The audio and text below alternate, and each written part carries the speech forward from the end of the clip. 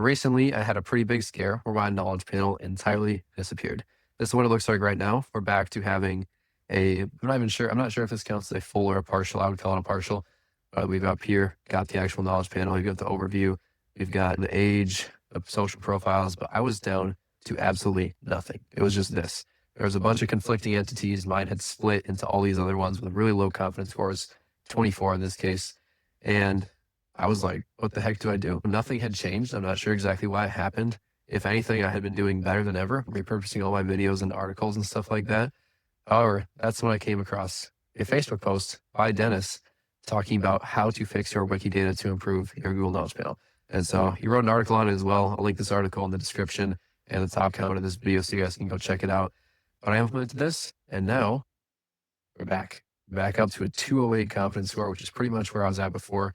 The highest I got was 250, but it's been going up very steadily. And obviously the knowledge panel itself is back now, still missing a little bit of stuff, but in a way better place. And I've implemented this for a lot of our clients as well, giving them Wikidata and then also applying that as schema on their website, and have seen some very good improvements. So just a quick walkthrough of what this is. Basically, Wikidata is a giant database of entities and facts, and Google and these search engines and all that are pulling from them to build these knowledge panels. So every entity gets its own Q number. So if we go over to my Wikidata entity right here, you can see my Q number, Q138, blah, blah, blah.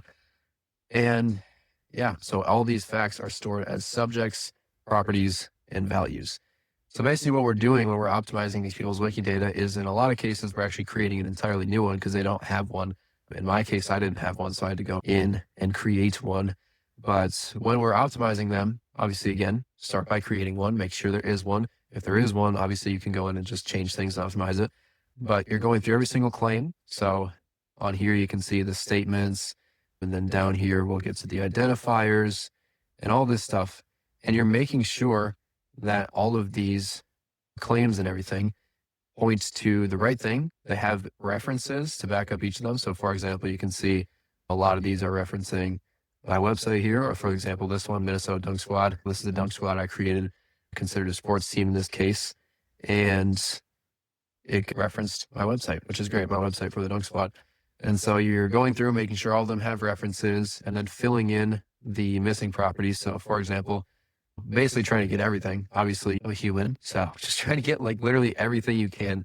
And the cool thing is you can have Claude do essentially all of this. So yeah, so once you're done doing all that stuff, then on the personal brand site, in this case on my personal brand site, we're adding person schema in the code with a same as property that then points to their Wikidata URL, their LinkedIn, their Instagram, all their social profiles. So Google can actually see the website, the Wikidata entry, and all of it. So it's all tied together as one entity. I believe Claude actually did this using rank math on my sites, but I'm sure there's multiple ways you can do it.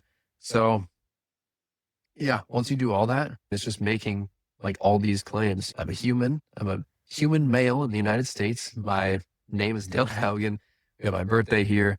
I actually speak Spanish as well. You got to update this. I don't know if I've said that publicly before. And it's got all my occupations and all that.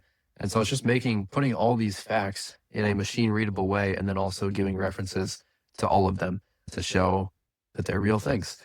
And just doing this, I didn't change anything else. Again, I went from having all of these scattered entities, which are still here for whatever reason, to having back up to a confidence score of 208 within the knowledge graph.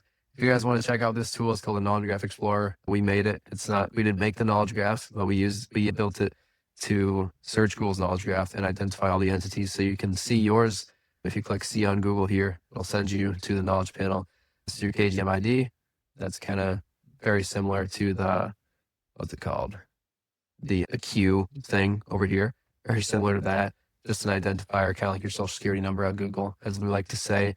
So yeah, definitely recommend you guys go and do this. Again, you can literally just give this video or give this article to Claude and just say, hey, I saw Dennis and Dylan talking about this Wikidata thing. My knowledge panel isn't showing up. Let's check in to see if I have a Wikidata entity. If so, let's optimize it. If not, let's create one, then optimize it. And then either way, apply it as schema on your personal brand site. So definitely recommend you guys going to do this. If you have any questions, feel free to leave them in the comments and I'll get back to as many of you as possible. But yeah, again, thank you guys for watching and I'll see you in the next video.